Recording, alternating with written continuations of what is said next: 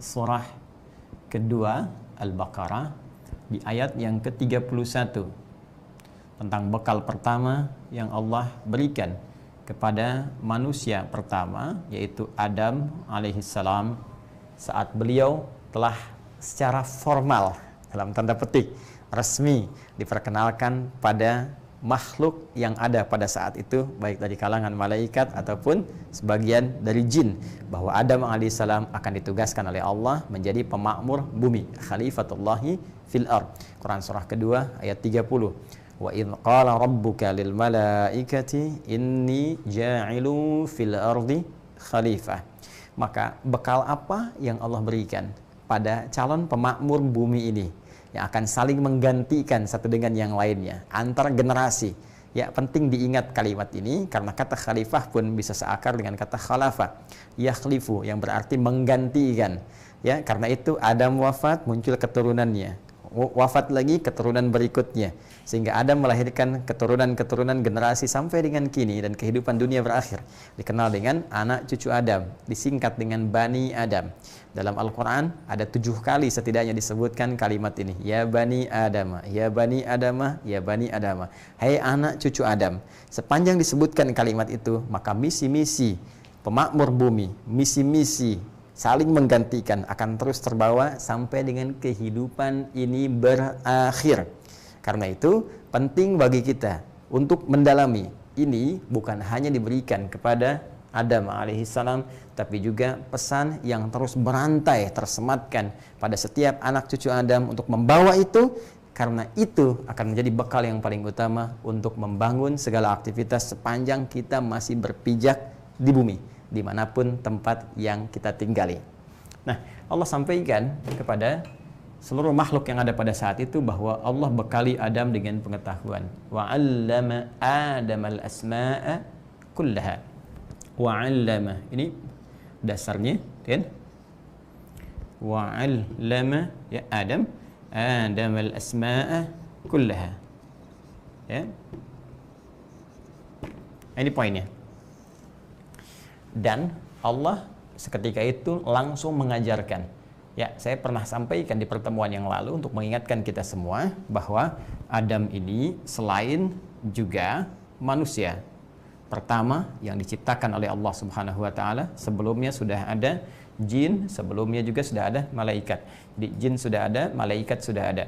Dari mana taunya jin sudah ada? Buka kembali Quran surah ke-15 Al-Hijr ayat ke-27. Ketika ayat 28 menyebutkan penciptaan Adam sebagai manusia pertama, ayat 27-nya memperkenalkan jin sudah ada sebelum Adam.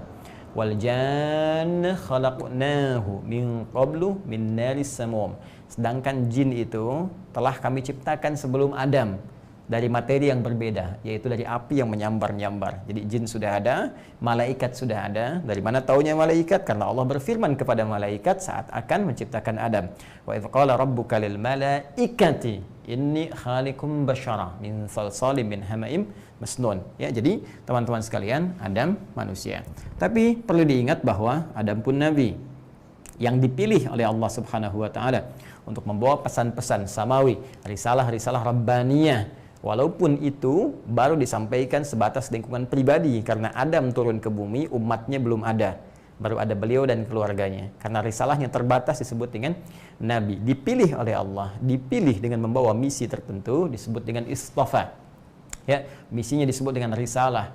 Orangnya punya sifat disebut dengan rasul. Ya, pemilihannya disebut dengan istafa. Yastafi. Ya, sifat yang melekat pada pemilihannya disebut Mustafa. Karena itu Rasulullah disebut Al-Mustafa. Ya, para nabi disebut Al-Mustafa. Kemudian istafa, yastafi. Quran surah ketiga Ali Imran ayat ke-33. Innallaha astafa Adam. Ya, Allah sungguh telah memilih Adam dengan pilihan tertentu, dengan misi tertentu, ya, sebagai seorang nabi. Kemudian wa Nuh sebagai seorang rasul pertama, wa ala Ibrahim, dan keluarga besar Ibrahim itu banyak yang dipilih oleh Allah menjadi nabi dan rasul, wa ala Imran, dan ada keluarga besar Imran yang juga dipilih oleh Allah menjadi nabi dan rasul, yaitu Nabi Isa alaihissalam. Ya. Ini poinnya. Jadi karena beliau itu manusia, maka punya fitrah kemanusiaan. Karena beliau itu nabi, maka punya fitrah kenabian. Apa di antara fitrah kenabian itu?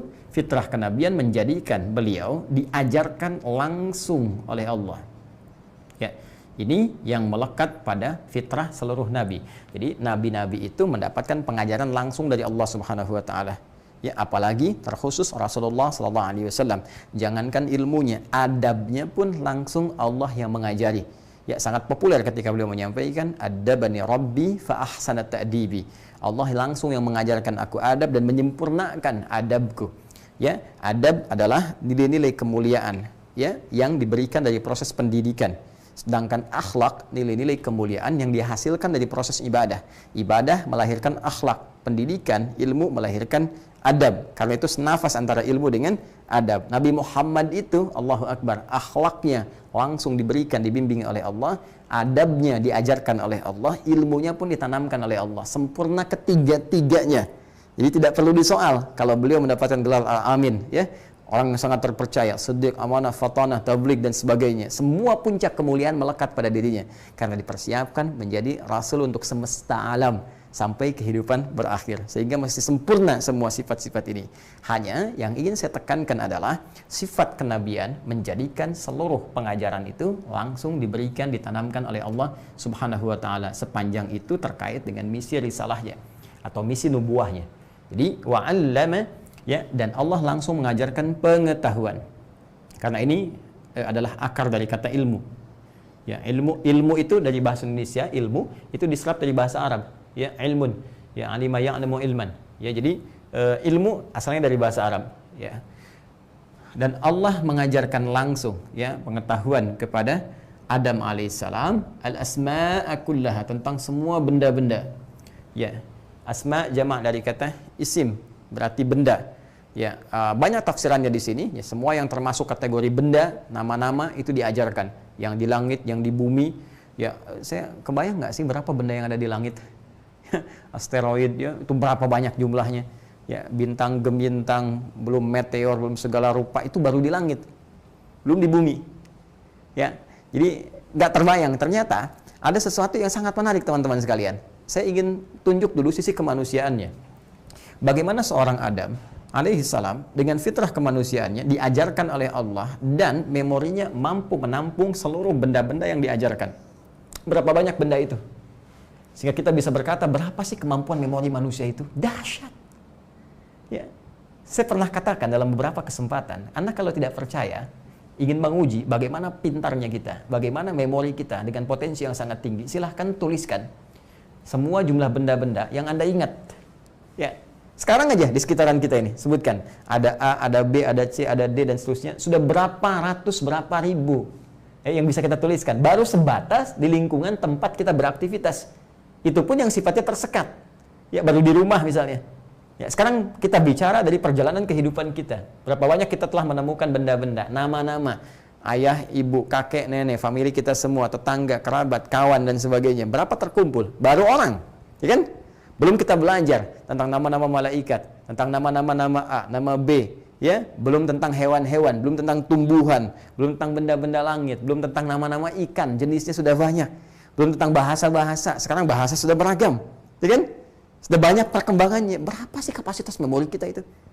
Jadi saya ingin tunjukkan bahwa fitrah kemanusiaan, setiap manusia itu saat diciptakan, tercipta, itu sudah membawa satu potensi yang sangat dahsyat terkait dengan potensi keilmuan.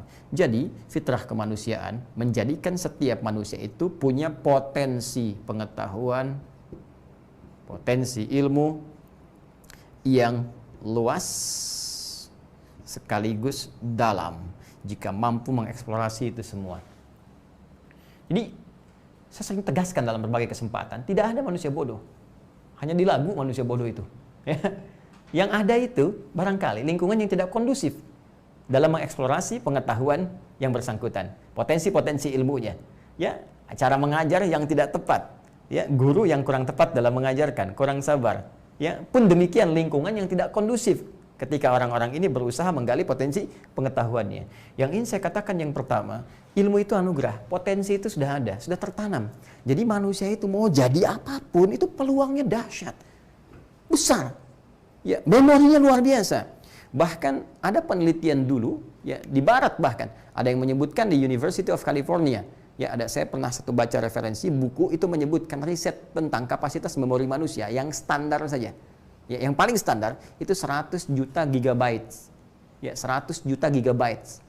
Anda bayangkan sekarang pakai flash disk saja, ya, misalnya yang berapa giga, 8 giga, ya, 10 giga, 60 giga, itu kalau dikumpulkan informasinya berbentuk hard copy, buku apa kumpulkan, barangkali rumah mewah pun tak sanggup menampung segala hal yang bisa dijadikan dalam bentuk hard copy tadi. Dan itu sepersekian kecil, ya, sepersekian dari anugerah memori yang telah Allah tanamkan pada seorang makhluk bernama manusia. Dahsyat. Jadi saya ingin membawa sebuah narasi untuk memberikan motivasi pada setiap diri. Tanamkan, katakan pada jiwa kita, saya makhluk pintar, saya makhluk berpengetahuan. Ya, tidak tercipta kita semua oleh Allah Subhanahu wa taala kecuali sebagai makhluk yang sangat bermartabat, makhluk yang punya nilai, makhluk yang mulia. Jadi jangan rendahkan kemuliaan kita ini dengan perilaku-perilaku yang menyimpang. Ya, kita ini makhluk istimewa. Katakan pada diri kita, Allah memuliakan saya dengan sangat istimewa. Bahkan dengan potensi keistimewaan ini bisa lebih tinggi derajatnya dibanding dengan malaikat. Allah sudah mengangkat. Kenapa Anda merendahkan diri sendiri? Hei para pelajar dimanapun Anda berada, khususnya yang muslim, ya, yang tersambung dalam kajian ini, saya katakan kepada Anda semua, jangan pernah mengatakan pada diri Anda, saya nggak bisa, saya tidak mampu, susah nih matematika, nggak bisa nih fisika. Tidak, kawan. Katakan pada diri Anda, saya adalah makhluk istimewa yang bisa mengatasi berbagai materi apapun yang saya pelajari, saya bisa kuasai, karena semua potensi itu telah Allah tanamkan pada diri kita. Keyakinan membangun sebuah kekuatan yang akan memberikan transformasi pada diri kita untuk jadi manusia yang istimewa dengan tindakan-tindakan yang nyata. Catat itu. Ya. Jadi ini poinnya. Hanya bedanya karena kita bukan nabi. Ingat, kita bukan nabi. Ya. Fitrah kenabian tidak kita miliki. Awas hati-hati. Fitrah kenabian. Fitrah kenabian diajarkan secara langsung. Ketika Allah mengajarkan redaksinya allama. Kita hanya memiliki potensi pengetahuannya, ditanamkan oleh Allah dalam jiwa kita. Tinggal sekarang persoalannya bagaimana menggali potensi ini sehingga keluasannya bisa kita dapatkan, kedalamannya bisa kita raih. Caranya adalah dengan menggali seluruh ini dalam bentuk turunan kata ini. Allama, mengajar, ya, sifatnya disebut ta'lim. Di ta'lim itu mengajar sebetulnya, bukan belajar. Ya, ingat, mengajar, yaitu sifatnya, masdarnya dari kata allama yu'allimu ta'lim. Jadi kalau Anda mau ikut belajar, jangan katakan mau kemana, mau ta'lim dulu. Itu Anda mau ngajar dulu. Yang benar dari ta'allama. Jadi kalau ini allama, maka untuk yang belajar menggunakan ta'allama. Nah, ya, ada ta'nya di depan. Ta'allama ya ta'allam. Ya, fahuwa muta'allim, orang yang belajar. Jadi, untuk bisa kemudian mendapatkan raihan potensi ini, semua mesti digali. Jalurnya ta'allum. Belajar. Ta'allum, belajar. Karena itu, petunjuk Nabi SAW, yang dengan itu seluruh sahabat bertransformasi. Dari manusia-manusia yang tadinya disifati dengan diksi yang sangat luar biasa, buruk. Ya, kalimat jahiliyah. Perilakunya jauh dari nilai-nilai kemuliaan. Tiba-tiba bertransformasi menjadi khairu ummah. Ya, dengan apa? Dengan cahaya Al-Quran. Tapi apakah seketika Al-Quran turun langsung jadi khairu ummah? Tidak. Belajar dulu mereka. Belajar dari Nabi. Nabi yang dipilih oleh Allah mengajarkan secara langsung. Mereka belajar dengan tekun, dengan sungguh-sungguh. Karena di sini tak di sini diantara maknanya menunjukkan kesungguhan. Nanti banyak ya makna tak yang menjadi awalan dari sebuah kalimat di bahasa Arab. Nanti di ilmu sharaf ragamnya diantara maknanya nanti ada menunjuk pada kesungguhan, keseriusan.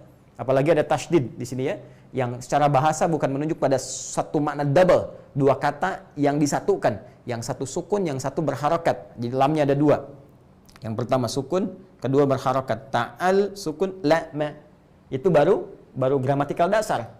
Ya, tasydid juga menunjuk pada sesuatu makna lugawinya seakar dengan kata syiddah, sesuatu yang tidak mudah.